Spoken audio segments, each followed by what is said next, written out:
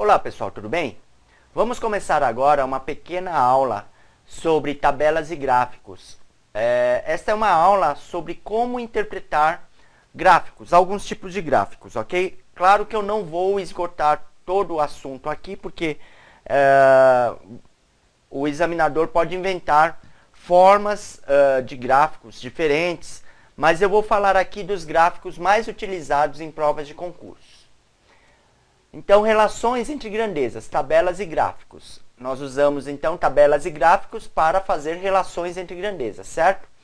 As tabelas e gráficos são utilizados para leitura e comparação entre duas ou mais grandezas. Os examinadores costumam mostrar um dado gráfico ou tabela para saber se o concursando sabe ler e, principalmente, interpretar esses gráficos ou tabelas e tirar conclusões sobre elas. E aí o examinador vai cobrar essas conclusões de você. Nosso o primeiro gráfico a ser analisado é o gráfico de barra. Então, neste gráfico, no eixo Y, nós temos os países. Então, no eixo Y, nós temos a representação dos países, não são medals.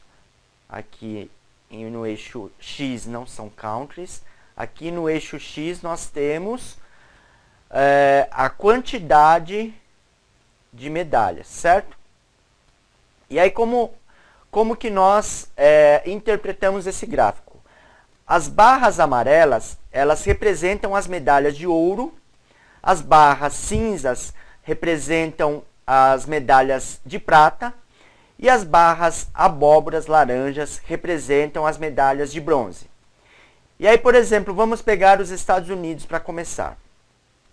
Os Estados Unidos, por exemplo, conseguiram, naquele momento que esse gráfico foi construído, conseguiram aproximadamente quase 1000 medalhas de ouro, um pouco mais de 1.500 medalhas de prata, e um pouco mais, aproximadamente 2.250 medalhas de bronze. E aí, por exemplo, aqui nós poderíamos somar essas três quantidades e criar uma quarta barra, mostrando a quantidade total de medalhas que os Estados Unidos ganhou, por exemplo, tá bom? E assim por diante. A União Soviética, por exemplo, conseguiu ganhar quase 500 medalhas de ouro, acumular quase 500 medalhas de ouro, conseguiu ganhar aproximadamente 750 medalhas de prata e conseguiu ganhar um pouquinho mais de 1000 medalhas de bronze. E assim por diante, certo, pessoal? Vamos para o nosso próximo exemplo. Agora nós temos um gráfico de barra. No eixo X, nós temos os gastos das famílias com filhos e sem filhos. Então, são os gastos com alimentação, com transporte, educação, recreação e cultura, habitação e saúde. As barras amarelas representam as famílias com filhos e as barras azuis representam as famílias sem filhos.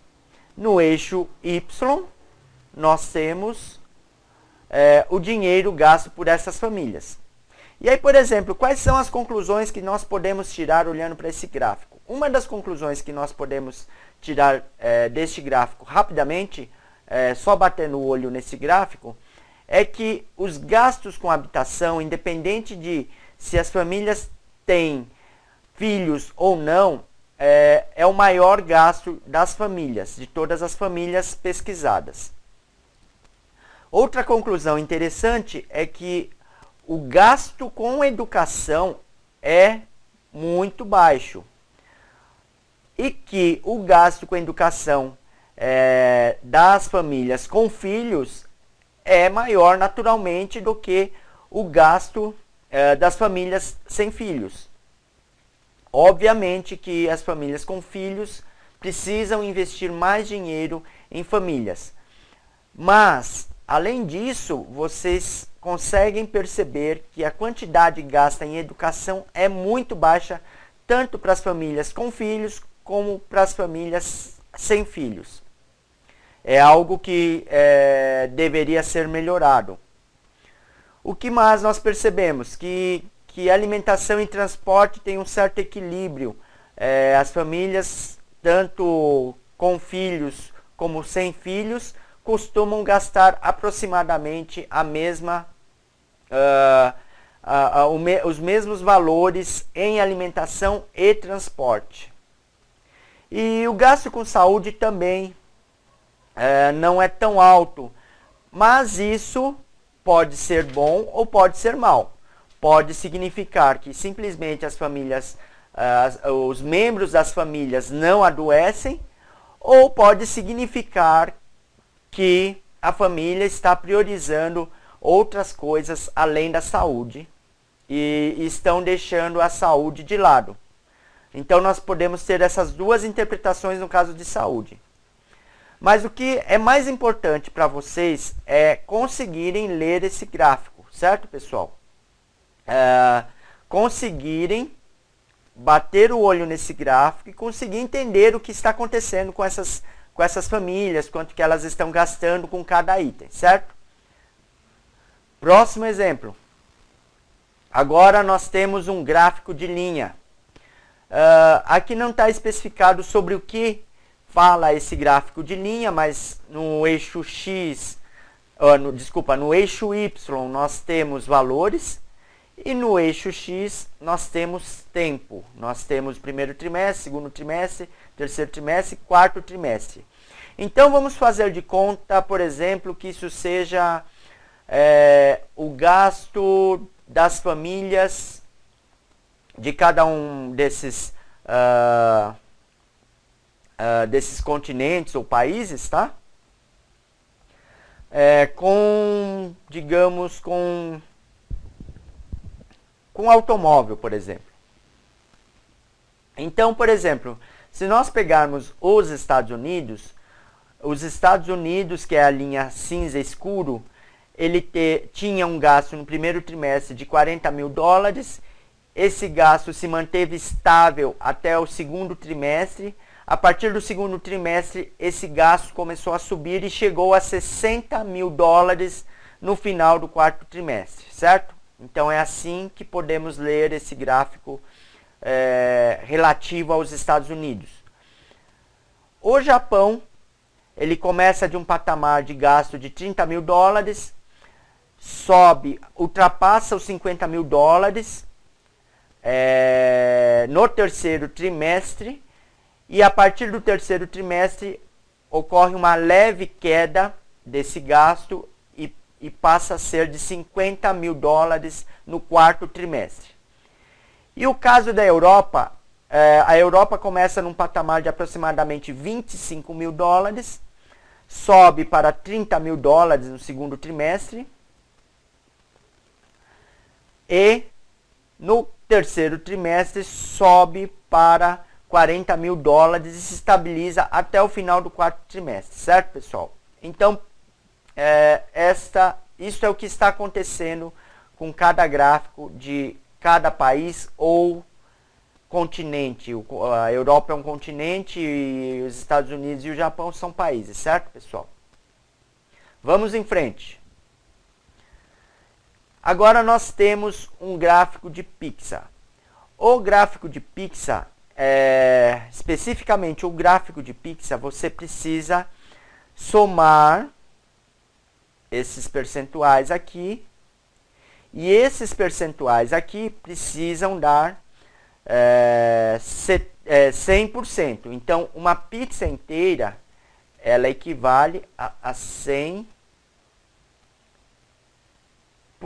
certo?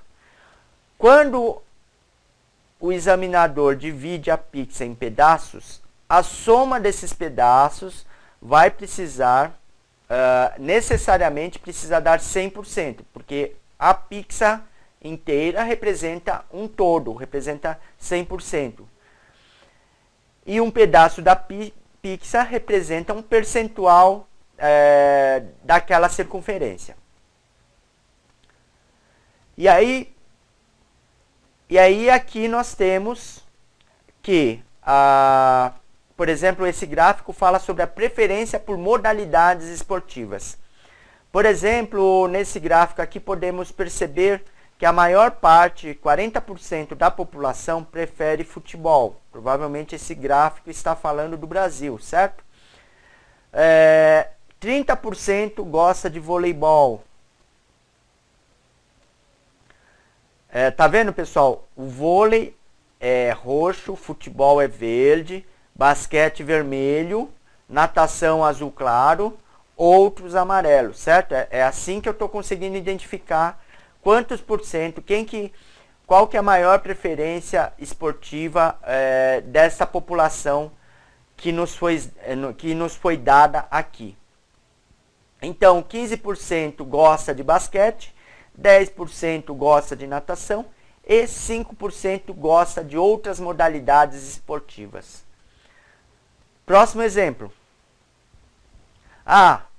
Acabaram os exemplos. Agora, o que nós faremos? Nós interpretaremos alguns exercícios, nós faremos alguns exercícios para que você entenda como isso é cobrado em uma prova de concurso ou no Enem, por exemplo, que são os exercícios, foi da onde eu tirei esses exercícios, mas esses exercícios eles podem cair em concursos também, caem, tá bom? E aí vamos fazer um pequeno treinamento fazendo estes exercícios. Primeiro exercício. Foram publicados recentemente trabalhos relatando o uso de fungos como controle biológico de mosquitos transmissores da malária. Observou-se o percentual de sobrevivência dos mosquitos Anopheles sp após exposição ou não a superfícies cobertas com fungos sabidamente pesticidas ao longo de 2 semanas. Os dados obtidos estão presentes no gráfico abaixo. No grupo exposto aos fungos, o período em que houve 50% de sobrevivência ocorreu entre os dias. Então, pessoal, como eu já devo ter dito antes, uma das coisas mais importantes na resolução de qualquer problema, isso independente de ser um problema de matemática, ou de economia, ou de português, ou direito, não importa. 50% ou mais da questão é a interpretação do que o examinador está pedindo. Então, você precisa entender o que o examinador está pedindo. Então, nesse caso aqui, ele está mostrando um gráfico de um estudo realizado com um mosquito qualquer. Esses mosquitos eles foram expostos e um outro grupo não foram expostos. E aí ele quer saber do grupo que foi exposto aos fungos, qual que teve 50% de sobrevivência, em que período ocorreu a sobrevivência de 50% dessa população de mosquitos. Então vamos lá, pessoal. Primeira coisa, quais são os mosquitos expostos? Os mosquitos expostos estão representados pelo gráfico com quadradinhos. E os mosquitos não expostos, eles estão representados pelo gráfico com as bolinhas, certo? Então aqui nós temos as bolinhas e aqui nós temos os quadradinhos. Aí o que ele quer saber é muito simples. Ele só quer saber o que aconteceu, em que período que houve uma sobrevivência de 50% dos mosquitos expostos ao pesticida. Então, 50% está aqui, mais ou menos, certo? Se nós fizermos uma linha aqui, mais ou menos, paralela com o eixo X, nós chegaremos neste ponto aqui. E este ponto aqui está entre 8 e 10 dias. Resposta alternativa D. Tá vendo como é fácil, pessoal? É só vocês entenderem o que o examinador está pedindo e interpretar o gráfico e extrair a informação do gráfico. Geralmente, questão de gráfico é questão dada, pessoal. Não dá para errar questão de gráfico. Por quê? Porque a resposta está no gráfico. Percebe? A única coisa, quando o examinador cobra isso de você, a única coisa que ele está cobrando de você é praticamente apenas a interpretação do que ele está pedindo, isso sempre, mas principalmente a interpretação do gráfico. Ele quer saber se você consegue entender um gráfico quando ele expõe você a esse gráfico. Próxima questão. No gráfico abaixo, mostra-se como variou o valor do dólar em relação ao real entre o final de 2001 e o início de 2005. Por exemplo, em janeiro de 2002, um dólar valia cerca de R$ 2,40. Durante esse período, a época em que o real esteve mais desvalorizado em relação ao dólar foi no... Então agora, novamente, ele está dando um gráfico no eixo Y, nós temos o valor em reais do dólar. Então aqui são reais. E aqui no eixo Y, no eixo X, para variar, nós temos o tempo. Então nós temos janeiro de 2002, janeiro de 2003, janeiro de 2004, janeiro de 2005. E aí o que acontece? O que está acontecendo aqui? O gráfico está mostrando a evolução do preço do dólar em reais, certo? Aí ele pergunta, durante esse período, a época em que o real esteve mais desvalorizado em relação ao dólar foi no... Então, ele está cobrando um conceito a mais aqui, pessoal. Que conceito que ele está cobrando? Ele quer saber se você sabe o que é um real desvalorizado, ok? E o que é um real desvalorizado? Vamos pensar da forma contrária. O que é um dólar valorizado? Um dólar valorizado é um dólar que custa mais em reais. Então, aplicando esse conceito ao real, para o caso do real é o inverso. O que é o real desvalorizado? O real desvalorizado significa que eu preciso de mais reais para conseguir comprar uma moeda qualquer, que no caso é o dólar. Basta vocês pensarem da seguinte forma, pessoal. Uma moeda como o dólar, uma moeda estrangeira qualquer, para nós é como se fosse uma mercadoria. Então, quando esta mercadoria estava valorizada, significa que a moeda que está comprando aquela mercadoria está desvalorizada. E vice-versa. Se a mercadoria que no caso é a moeda estrangeira, estiver desvalorizada, significa que a moeda que eu estou utilizando para comprar aquela mercadoria está valorizada. Ou seja, então ele quer saber em que época que o real esteve mais desvalorizado em relação ao dólar. Então ele quer saber quando foi que o real, quando foi que o dólar estava mais caro em relação ao real, certo? E aí, pelo gráfico, o que nós percebemos? Que nesse momento aqui, o preço do dólar chegou a atingir R$ 4,00. Então, podemos dizer aqui que no final de janeiro de 2002, o dólar estava mais caro, ou seja, o real estava mais desvalorizado. Então, final de 2002 é a resposta alternativa B.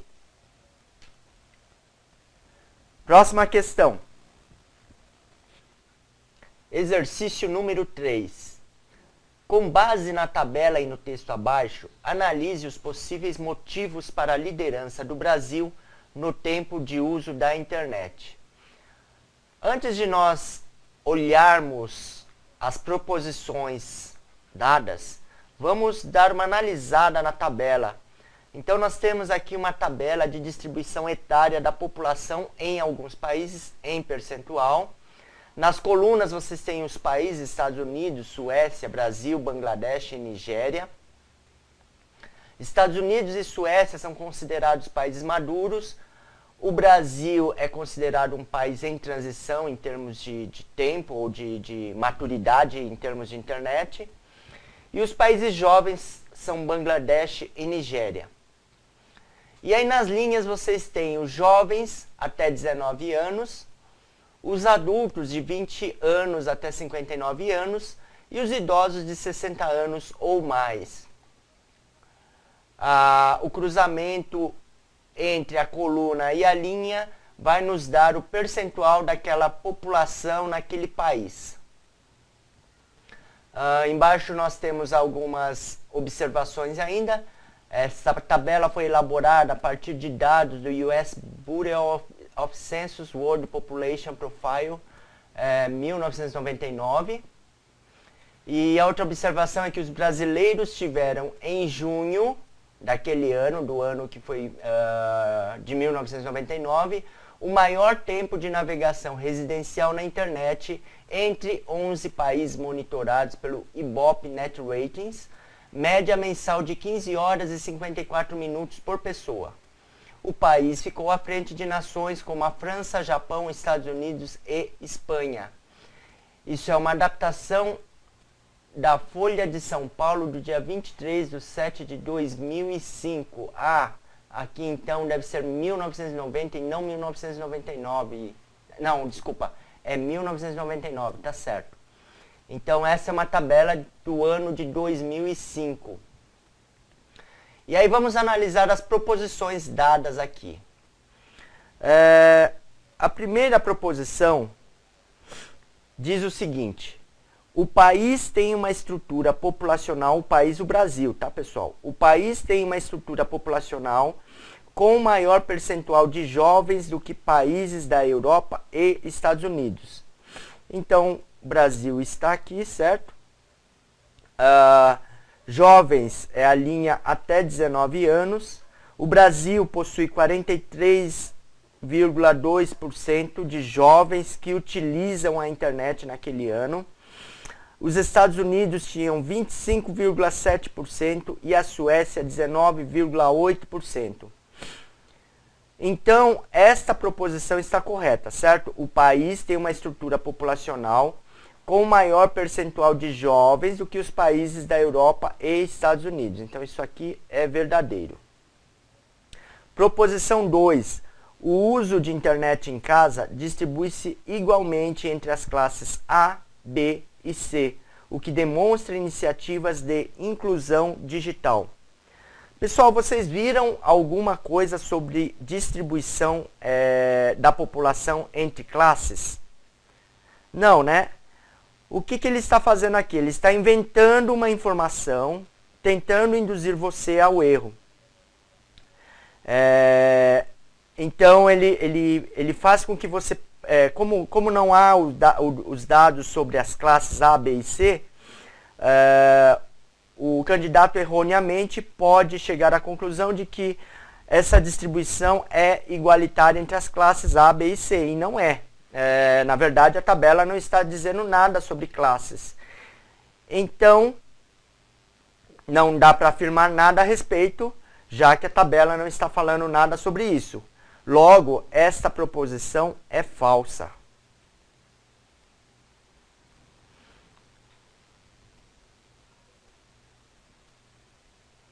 Essa proposição é falsa.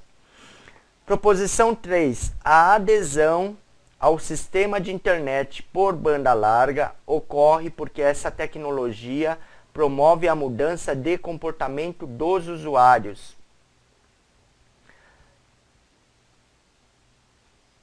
Mais uma vez, pessoal, novamente ele está inventando uma informação. Nós não temos nenhum dado sobre banda larga ou banda ou outro tipo de banda, né? Estamos falando aqui nessa tabela somente de internet. Então a proposição 3 também é falsa. Logo, a alternativa correta é a alternativa A. Certo, pessoal? Vamos para a próxima questão.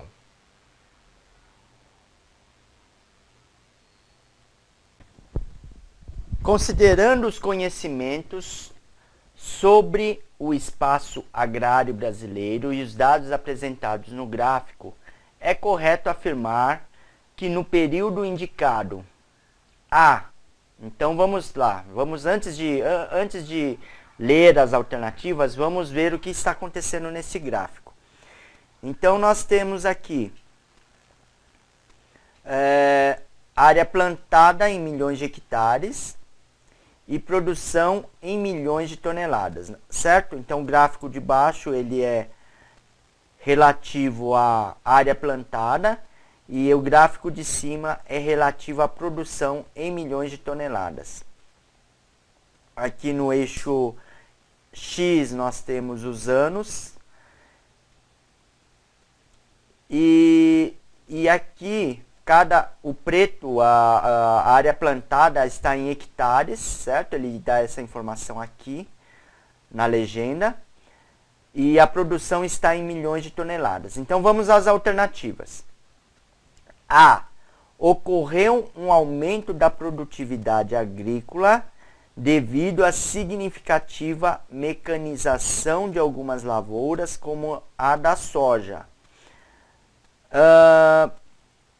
Bom, pessoal, não vi nenhuma informação falando sobre mecanização, mas vamos deixar essa questão em aberto. B. Verificou-se um incremento na produção de grãos, proporcionalmente à incorporação de novas terras produtivas. Será que isso aconteceu mesmo, pessoal? Houve um aumento da produção por causa da incorporação de novas terras? Não, né? Olha só o que aconteceu. Você teve até uma pequena redução, se você prestar atenção no gráfico aqui de baixo, você teve até uma pequena redução da área plantada. Na verdade, você teve uma oscilação, certo? Mas no final, no início do gráfico, você teve 36,8 milhões de hectares plantados e no final 37,8 milhões de hectares plantados. Ou seja, não houve uma variação muito grande não, né, pessoal? Não houve variação praticamente. Houve uma variação de 1 ponto, 1 milhão de hectares. Isso não é nada, né, pessoal? Mas olha só o que aconteceu com a produção. A produção praticamente dobrou. Ele foi de 56 milhões de toneladas para 97,5 milhões de toneladas. Ele quase que dobrou, certo, pessoal? Então a B é falsa, certo? Verificou-se um incremento na produção de grãos proporcionalmente à incorporação de novas terras produtivas? Não, isso aqui está falso. C. Registrou-se elevada produção de grãos em virtude do uso intensivo de mão de obra pelas empresas rurais. Não dá para afirmar isso também, né, pessoal? Assim como a C também está colocando uma informação que o gráfico não traz para nós, certo? Vamos para D. Vamos ver se a gente acha alguma coisa que seja consistente com o gráfico, ou seja, que tenha a ver com o gráfico e que seja verdadeiro, certo? Alternativa D. Houve um salto na produção de grãos a partir de 91. Então, onde está 91? 91 está aqui. Realmente houve um salto na produção a partir de 91, em decorrência do total de exportações feitas por pequenos agricultores. Também não dá para afirmar nada, né, pessoal? O gráfico não está me trazendo isso. E a alternativa E. Constataram-se ganhos tanto na produção quanto na produtividade agrícola resultante da efetiva reforma agrária executada. Bom, pessoal, para resolver essa questão a gente vai ter que usar de lógica. Vamos lá, vamos analisar a E, por exemplo. Constataram-se ganhos tanto na produção quanto na produtividade agrícola resultante da efetiva reforma agrária executada. Então, nessa questão, pessoal, o Enem está cobrando não só a leitura do gráfico, a sua capacidade de ler o gráfico, mas também está cobrando conhecimentos de geografia. Por isso que essa questão ela está um pouquinho destoante, mas vamos resolvê-la assim mesmo. Então vamos lá, alternativa E. Ela fala que houve ganhos na produção por causa da reforma agrária executada. Houve reforma agrária executada no Brasil, pessoal? Não. Então, essa alternativa está errada, certo? A E está fora. D. Houve um salto na produção de grãos a partir de 91 em decorrência do total de exportações feitas por pequenos agricultores? Não, né, pessoal? O aumento da produção ela não ocorre, não ocorreu em decorrência do total de exportações feitas por pequenos agricultores, certo? A D está fora. Registrou-se elevada produção de grãos em virtude do uso intensivo de mão de obra pelas empresas rurais. As empresas não estão fazendo o contrário, pessoal, não estão, ao invés de contratar mão de obra, estão mecanizando as culturas, tudo, certo, pessoal? Eles estão mecanizando tudo. O computador está tomando conta de funções mecanizadas, certo? O que pode ser robotizado está sendo robotizado, certo? E não o contrário, não está havendo um uso intensivo de mão de obra pelas empresas rurais. Então a C também está fora. Só nos resta a A. Vamos ver se a A faz sentido, pelo menos, certo? Ocorreu um aumento da produtividade agrícola devido à significativa mecanização de algumas lavouras, como a da soja. De fato, né, pessoal? A lavoura de soja, por exemplo, ela foi muito mecanizada, certo? Assim como outras culturas, como milho e outras, certo? Então, a A é a mais coerente, é a resposta mais coerente para esta questão. Esta questão, na verdade, misturou conhecimentos de geografia com interpretação do gráfico. O gráfico, na verdade, foi só uma desculpa para ele conseguir formular esta questão, certo, pessoal? Mas não tem problema, resolvemos assim mesmo. Muito bem, pessoal, então é isso. Eu vou fazer uma pausa para esse vídeo não ficar muito longo. Nós vamos continuar a resolução desses exercícios no próximo vídeo. Até lá!